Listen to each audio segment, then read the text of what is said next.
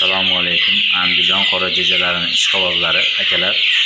Jo'jalarimiz 3 kun oldin qo'ygan jo'jalarimiz 3 kun oldin 7 kunlik edi. Hozir mana 10 kunlik bo'ldi.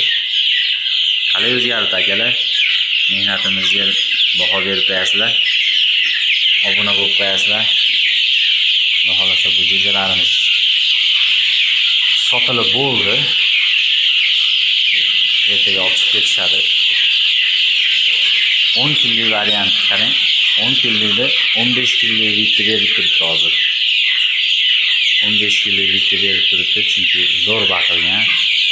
Start yerida boqdim, Superdonda. Effekti zo'r bo'ldi. Jo'jalar o'ta go'zal.